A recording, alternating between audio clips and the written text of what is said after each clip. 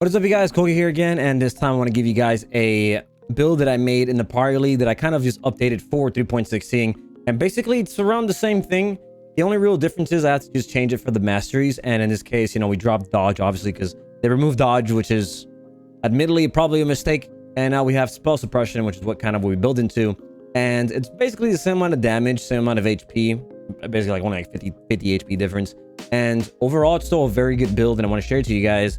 And it's a lot of fun. And I didn't even min-max to the point of getting like insane bow. Probably like my biggest upgrade. All the rest of the gear is pretty decent, except for the bow. The bow is literally bare minimum, like the minimum you need to use. Because this is a cast on crit build that's trying to just abuse as many projectiles as possible. So be forewarned, before we continue, if your PC cannot handle a lot of projectiles, this is probably not the build for you. Just to let you know. But yeah, before we move on, guys, if you guys are going to enjoy what you're going to see, please make sure to, leave a like on the video and subscribe to the channel. This helps me out immensely with the YouTube algorithm. And on top of that, of course, I do stream on Twitch every Friday, Saturday, and Sunday. Right now, we're working on an accuracy accuracy stacking jug. So I call it like accuracy stank and tank, whatever. It's a weird fucking name, but nonetheless, it looks like a lot of fun. It's a very complex build that I've never played a jug, I've never played a stacker, and I'm also using Scourge Arrow, so it's kind of fun because I know people tend to abuse it with melee weapons and using replica last resort and all that shenanigans. But I wanted to go away from the meta and do my own thing like I usually do. But other than that, if you guys have any questions, of course, ask away in the YouTube comments below, or the better place is join the Discord community. Very active, very helpful. If you guys have any questions, if I can't answer, there's always gonna be some other person that can answer for you if I don't get to you as soon as possible. But without further ado, let's go into how this build kind of functions. It's not really that complicated. And yeah, let's get the video over with.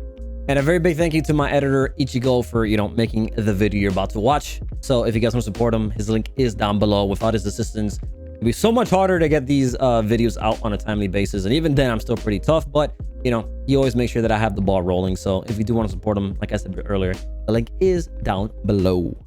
Alrighty then, so the gist of the build really is to just use a bow cast on crit character as per usual. If you have a shaper bow, I think I level 75 or higher, ideally higher, so you can get a level 20 cast on crit on the bow, which means you can have a 7-link setup. Now it's kind of like an up and down side these days because mana cost is abhorrent now that triggered skills actually use mana. So that means that because we have a 7-link, we actually have higher mana than usual. So we do have to go, in out of our way in order to get basically no mana spent on the build. Now it's pretty much the challenge of the bow character. But essentially, we are a Deadeye. We're not an assassin. And the reason behind this is because we're trying to abuse projectiles because the skills that we're using is Ice Spear, which is basically the barrage of spells, and Eye of Winter.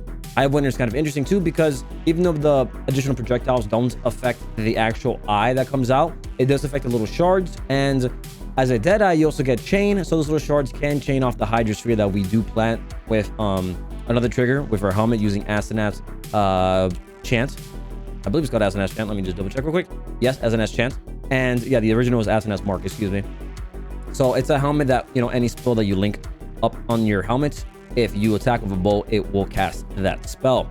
So one of the spells we have is Hydrosphere and, Eye of Winter and Ice Spear can both, chain off of that Hydrosphere into the boss, which is very neat. Since we have so many projectiles, and especially since we're using Sniper's Mark, which causes all the projectiles to just shoot out crazy, the Hydrosphere and the chain mechanic does come a long way in clearing, doing a lot of damage, clearing like a madman, and for, Maven invitations that have a shit ton of bosses, it just scales so well. But now, in terms of what ended up happening now is before we were using Hatred and I believe Herald of Ice, we have dropped both of those things because now we're using Grace in order to get, our evasion back up. So now that we kind of want to focus more on the evasion side of things since dodge was completely removed. We had majority dodge, not that much evasion. I think we kind of just abused blind for the 50%, normal evasion. But we still have blind, a good chunk of it. A lot of it because it gives us a crit and tree, a little node that we get. But since we're now, of course, don't have dodge, Grace comes in handy in just filling that gap with evasion. We do scale a lot more spell suppression. And now what we're doing is abusing the node Secret Suffering. And the reason behind this is because archery is stacking a lot of effect of non-damaging elements, and i.e. basically chill, freeze, shock, I think brittle and sap. And the only ones we really have to worry about is chill and brittle. And since secret sufferings means you can't chill, you can't ignite, and you can't shock, we only can do brittle. What brittle does is that when you inflict brittle on an enemy, it basically allows you to do more crit against them. Basically, if you have one brittle, that's basically one base crit that you actually have when you attack them, and that base crit applies to your spell and your attack. So like, you know how your weapon or your armor, excuse me, as a hunter and as an elder base, you can have a chance to roll the 1 point whatever percent to spell crit or attack crit. That is base crit. That's brittle. But imagine that stacking almost up to 10, because brittle can go really high. To be honest, I'm not quite sure the maximum, but the build on normal tier 16 bosses for sure hits like 5 brittle, which means you're completely crit capped no matter what. Like, it's completely overkill. And on Shaper, you're basically going from 1 to 3, and if you hit 2 or 3 brittle, you're straight up just crit capped already anyway.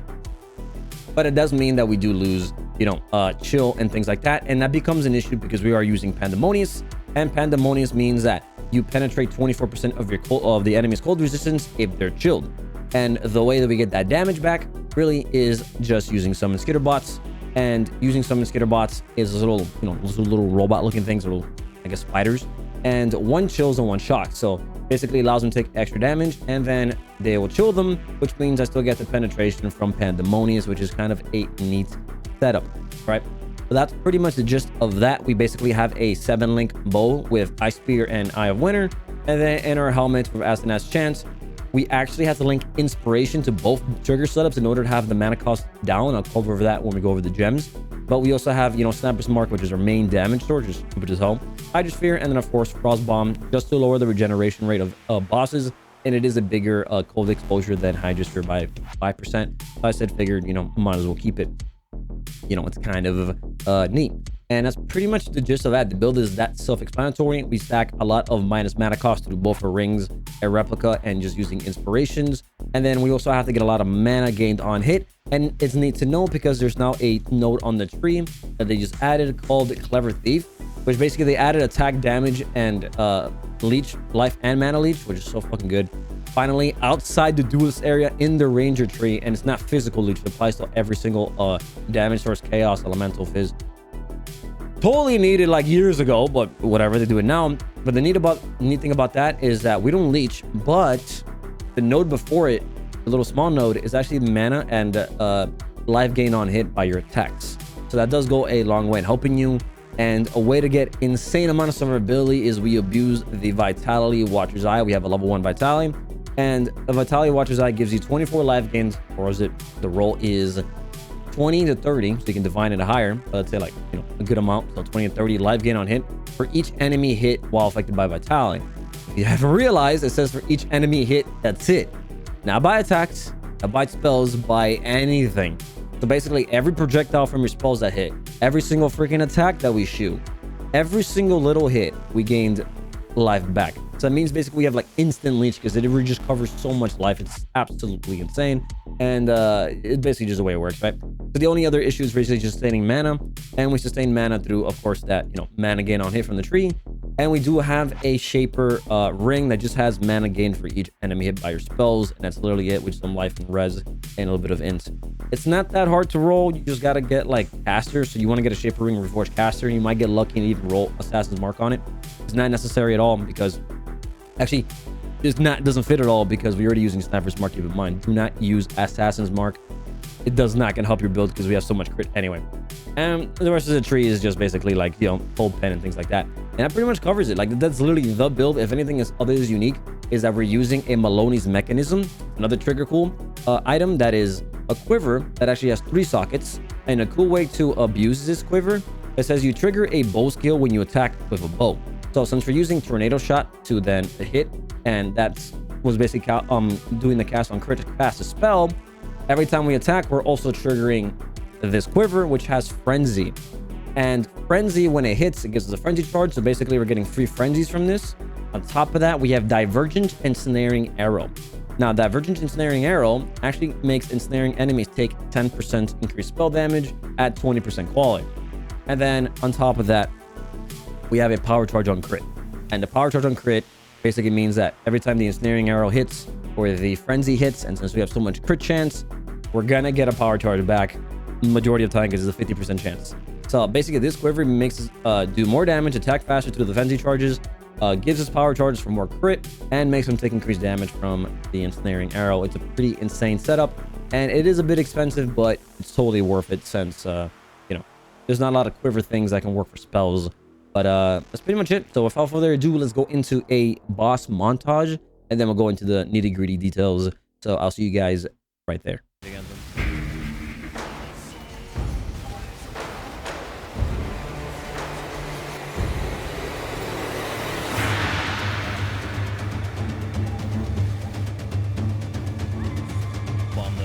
I wonder if I was on the gates, maybe.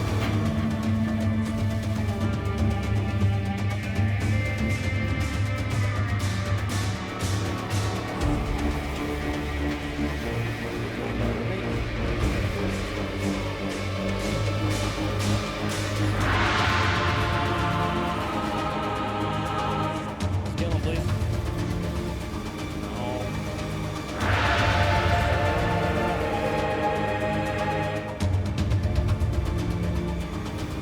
You're getting one jump out of what? Sorry, I'm in the middle of a fucking shaper fight. Appreciate it.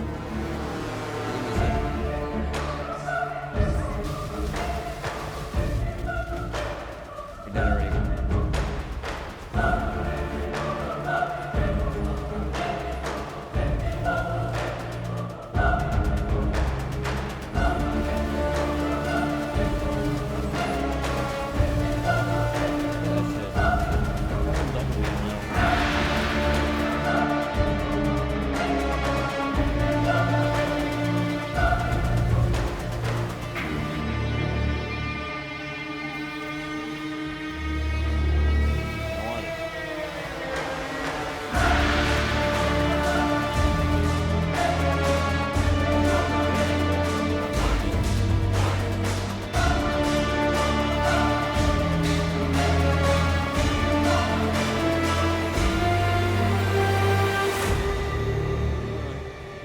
Stupid death. Please.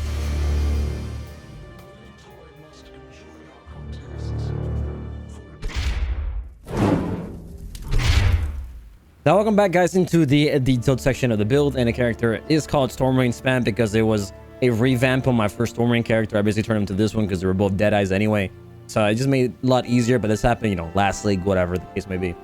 And you know, overall, one thing I forgot to quick mention is that we do focus a lot on marks, since Sniper's Mark does so much for the build.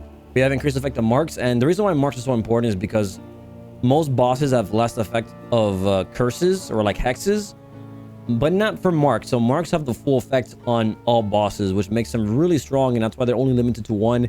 Regardless of how many additional curses you have, you can only have one mark. That's why you never see builds of Sniper's Mark and Assassin's Mark. It's only one mark at a time. And that comes in handy because we do things, get things like, you know, you could go for a mark for the prey that gives increased damage taken. That one's a bit annoying, but mainly is we anoint it and we get Culling Strike against marked enemies. And this is really neat because, of course, on our helmet, we do have Sniper's Mark every time you attack. And like I said before, you see how every time I attack, you see Hydrosphere, Frost Bomb, and this little green arrow that comes out is Frenzy. And the red one is, what is it? The Divergent Ensnaring Arrow. So every time you attack, literally there's a gajillion things happening. So that's why it can get really clusterfucky, I guess, for lack of better words, when it comes to trying to get everything together. But overall, the build is actually very self-explanatory. Let's go into the tree real quick. You can see we're Deadeye. You have all the leveling trees here. Start with early game. Now, early game, there really isn't much you can do other than just going caster. You're not going to be able to do cast on crit till like Act 4 past, and even past Act 4. It's still a bit rough, and the only way you would be able to do it would be using a Death's Harp. For early on, you know, you just get all the life nodes, get more alive. We get a little bit of spell suppression, a lot of movement too, which is neat for leveling, obviously. Intuition, other spell suppression, life, and you know, ES, more alive. A little bit of cold damage. So I recommend either using probably Freezing Pulse early on. You could go for like Ice Spear, but I recommend just leveling it up. Not really worth using until you get additional projectiles, and it's kind of shit otherwise. So I think Freezing Pulse will carry you the long majority of the way. Right, more alive down here. Crit here, more alive and evasion, more alive, and then additional crit here. So we focus a lot on crit early on. And I do recommend that you guys level up with, let's see if I can find them. I don't have them here. It's called an Axiom unique scepter. There's 2 of them. It has like basically, I have one, but like it's in the crazy amount of uniques I have here. I'm not gonna go through it. Maybe this one has it. Oh, I think this one would have it. Better have it. There you go. Axiom Perpetuum. This one, which gives you a bunch of like cast speed and a bunch of flat damage, but most importantly, a shit ton of crit chance for spells. You do with one of these, and should be pretty good, stacking a lot of crit chance and crit multi. And early on, you can literally just focus on using increased crit strikes, support gem. You know, the freezing pulse, arcane surge. You know, what else is there? Faster casting in Act 2. That's pretty much should cover you the majority of the way. I don't recommend control destruction because it just kills your crit chance all the way. You won't get cold pen till Act 3. Keep that in mind. You can use inspiration as well. That's like an Act 4 as well. But you can definitely use some of these support gems here to level up with. But you won't be using GMP, Tornado Shot, or basically those 2 until you get cast on crit going and you have your bow, basically. I'll explain how to craft the bow during the gear section. But that's pretty much it, you know? It's not really that complicated. And for the first tendency, it's nothing big. You're going to go for Tailwind just to get, you know, movement speed and to gas faster and make it your life easier. Once you get to level 76, this is basically after Act 4, you can go ahead and put a Death's Harp in if you so like. And with a Death's Harp and increased crit, you should be able to have enough crit chance. You start going for accuracy. Definitely pick up precision because you're going to be leveling up with precision for the accuracy and crit chance. And once you get Act 4, you get cast on crit gem, and you can link that. So you can put Tornado Shot, GMP, cast on crit. That's a 3 link. And then after that, it will most likely be Ice Spear and then Creeping Frost. So it's like your 5 link. If you have a Tabula Rasa, you can put a 6 link as inspiration. But even then, I don't think you're going to be able to fit it in simply because you just don't have the mana capability. You'll be spamming mana spots too much, and it is a lot rougher to level up with. And it basically, you have to have like a sort of 5 or 6 link early on. And if anything, I do not recommend this as a league starter because cast and crit builds are a lot more complicated these days thanks to minus mana. I wouldn't say they're complicated. Honestly, I would just say they're more annoying to build these days. You know, it used to be so much easier. But, you know, once we go to level 76, we start building some spell suppression. We go for blinds since we're using Tornado Shot. Tornado Shot will blind all the time, which gives extra evasion and accuracy and a bunch of crit chance. On top of that, you know, you can pick up Secrets of Suffering, which is a basically insane amount of crit chance. More spell suppression, life, and mana gain on hits, really good. You can pick up the Jewel here. This is Replica's Contra Efficiency, allow you to run basically the cast on crit setup. You definitely need it. Early on, you can definitely run. Oh, a good way you can actually run cast on crit early on is dual wielding 2 practice rings. I completely forgot about this. I should mention it. See if I have one here. I should have one sitting around. Here we go. Practice. These things roll from -4 to -8. So if you do a 2 -8, you might be able to get away with doing cast on crit early. But like again, like you need a 5 link, a Death's Harp. You need 2 of these rings, maybe even a Tabula if you want to get a 6 link. It's a lot of things to set up with, so keep that in mind if you do want to go around that route. But I'll definitely help you get your setup going. Right, we pick up the life. This note's insane. Snowforge. If you get the elemental mastery for effective non-damaging elements, it gives brittle increased effect, so it makes it a stronger brittle, and it makes them have -5 penetration. Well, elemental resistances. It's not really penetration. You just have -5 res, like a little debuff. And then more spell crit, more life, and attack speed, and things like that. Very, very nice. Very simple level 75 tree. No cluster jewels needed. Very, very simple. Right, and then once you go to level 92, you get the Watcher's Eye. You can put it on earlier if you already have it for the Vitality. And then the majority of it is just you going up here, get the damage and the penetration. That's pretty much it. That's literally that self-explanatory. None of these were that important, unfortunately. And that's pretty much it. Now, the build has an obscene amount of crit chance. And the only really issue is that we have such little crit multi. And it's because we don't really have a lot of crit multi on, you know, on this side of the tree. And we're not an assassin. So if you can stack more jewels and get a lot more crit multi, that's up to you. And that's pretty much it in order to get more damage. But I felt like I had more than enough sufficient damage to clear the majority of the game, which I did, including the Feared. But, you know, it's out there if you guys want to grab it. Before I forget to mention, the next 2 ascendancies after Tailwind will just be Ricochet for Chain and Endless Munitions for additional projectiles. And at level 92, you get Focal Point for the increased effect of Sniper's Mark, pretty much. It also gives you a little bit of defense because it gives you 25% less damage taken from other enemies near your marked enemy. So if you mark, like, you know, one enemy, all the enemies around that one enemy that you marked will do a lot less damage, so it does help a lot with defenses, you know.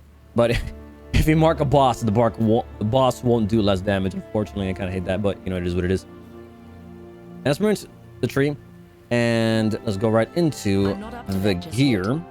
So, just to mention, and for the bow that you want to grab an ivory bow. It's either a bone bow, ivory bow, or a spine bow. They're all the same base type. They just have more fizz damage, but since we're a cast on crit build, that does not matter at all. The reason why we use this base because it has a higher base crit and higher attack speed. So just with a small amount of crit chance and attack speed, you already have a good amount of attack speed and base crit to proc your tornado shot. Pretty much it is. It's just an easier base to work with. It's used often in mostly a lot of builds, right? And here we just want to roll socketed gems have 20 crit, and then have that with crit chance and attack speed as your bare minimum. But you can go for a warlord bow that gets plus one additional projectiles and applies to spells and attacks, and you can use that with an awakener orb on a shaper bow, try to make it a level 83 or higher, and then you have a chance of getting a bow with, you know, 20 cast on crit with additional arrow, but then you need to roll it with crit chance and attack speed. If you want a multi-mod, it's a lot more expensive. Awakener orbs in Scourge League are around 2 exalts right now. Now, another thing you can do is you can slap it with essences of let me see if I grab one here. Where are we at? These bad boys, the woes, and the reason behind that is because on a two-handed weapon, which is a bow, you get 100% spell damage. You would really have to slap each and every single essence over and over and over until you get the 100% spell damage with cast on crit, and at that point you wouldn't do the additional arrow. It's a good viable option, and then once you get that, the cool neat trick is that if you have all your suffixes completely filled out and you put see if I have in my, where's my crafting bench, because I usually got this from a viewer, this new area over here. Alva, down here on the right side. Right, you can do cannot roll attack modifiers with an exalt as a suffix. So basically this will block your last suffix, and then you only have prefixes to roll. And since bows literally are all attack modifiers, what ends up happening is, if you go to PoE DB so you guys can see more clearly, there's a very little amount of mods you can roll on a bow once you block all the attack modifiers, especially on a, you know, shaper bow. So you come in here, so the only modifiers you can roll as a prefix are these and these right here. You can see everything has attack. The only thing you can possibly roll is +1 Associated Gems, Frenzy on kill, which would suck. You do not want that. Gain Fizz extra cold, and then Penetration. Pretty much it, since you already have cast on crit. The ones you want to get, if you're lucky, if you exalt it, what you do, you put cannot roll attack modifiers, and you slap it twice with an exalt, and you want to get Penetration, and you want to get +1 Associated Gems. If you only roll run, big deal, but if you get Frenzy of this one, it's not a good, it won't do anything for you, unfortunately. But, you know, if you do happen to get +1 and or penetration, you're kind of, you know, some sort of extra damage. But that's pretty much like the way to make your good bow. So as you can see, my bow basically is just a 7 link, and that is it, with mediocre attack speed, mediocre crit chance. You can definitely do better than this, get more damage. And that covers that. So I have a level 21 Ice Spear, GMP. GMP adds more projectiles to Ice Spear and Eye of Winter, which is nice. So it actually is a damage gem. Tornado Shot, I got that Virgin because it gives attack speed. Inspiration. Cold Pen, you can go for Awakened Cold Pen if you have the money. And then level 21 Eye of Winter that procs all that. Helmet, Asenath's Gentle Touch, you definitely want that. If you want the big money enchant, go for like Ice Spear additional projectile. But Tornado Shot crit chance is completely overkill, but you know, it was cheap, so I got it. And this allows you to proc spells every time you attack. And here you have Inspiration to lower the mana cost of Sniper's Mark, Hydrosphere, and Frost Bomb. The order does matter, so put Sniper's Mark first because that's the one you want to proc first, right? Your Quiver, Baloney's Mechanism, you know, has Blind, Life, and Attack Speed. And we have Divergent Snaring Arrow, Anomalous Frenzy. The Anomalous isn't important, but it adds 2 additional projectiles to... it adds an additional projectile to the Frenzy, so it's easier to hit. But since we're a Deadeye anyway, and we get 2 additional projectiles, it's not that big of a deal. So you just get Frenzy, and it gives you basically your Frenzy on hit. Very nice. And then Power Charge on crit. Your chest piece, you basically go on a chest piece with high evasion, if you can fit it. I made this before Grace was even like buffed, so I didn't really focus on high evasion, but if you can, definitely go for like 1,500 plus evasion with life. Ideally attack crit, and get if you have an open prefix, you can craft life on it, which is what I did. And here we have like kind of like a pseudo 4-link 2-link. I have increased duration with phase run, haste, Vol haste, and Vol grace. That way, it's, you know, to buffer attack speed and defenses, and phase run just to run faster here and there on our walk. Since we can't really use Molten Shell or Immortal Call that up much, and the other one is Steel Skin, and I don't have a lot of strength for that, so it's not really worth it either way. And in here, I have cast and damage taken Ice Golem for just a little bit of crit chance. No biggie. Nothing crazy. You can fill that out for something else if you want. For your gloves. These gloves are absolutely fucking thick. I found this on the floor, believe it or not. You basically want accuracy, attack speed, life, and if a res can fit it. And that's pretty much it. And then you can craft whatever damage. This dropped. I veiled damage while leeching, and then crafted damage during class effects. These things are insane. But you basically just want attack speed, life, accuracy, and some reses, and that's pretty much it. Whatever damage you can fit it in. You have level 1 vitality, summon skitter bots, and precision. Like I said earlier, summon skitter bots allows you to chill, since we can't chill with Secret of Suffering, thus allowing Pandemonious to actually give you a lot of damage still, despite not being able to chill, because they do it for you. Open slot, you can put portal here, whatever the fuck you want. I don't know what to put here because I don't have anything option, so you can try to figure something out for that. Belt, just life and res, and then get as a prefix, just grab damage on it. It's pretty much the most you can get. If you want big dick damage, you can go for like a Redeemer build that has increased damage dealt to like chilled enemies, increased damage to chilled enemies. That's a lot higher. It's like 40%. That's a really good option, but you know, it is very expensive. And for your boots, I do have life, res, get elusive if you can, and I crafted movement speed. It cannot be chilled because we have cannot be frozen here, so that means that boom bada bing, you're immediately, you know, can be frozen or chilled. So that's pretty much the only elements I really worry about. Everything else is kind of not that important.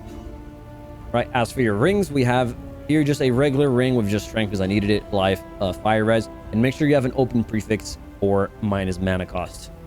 This other ring, like I said earlier, I need int, got life, whatever res you need, and you want to get a shaper wing of mana gained for each enemy hit by your spells.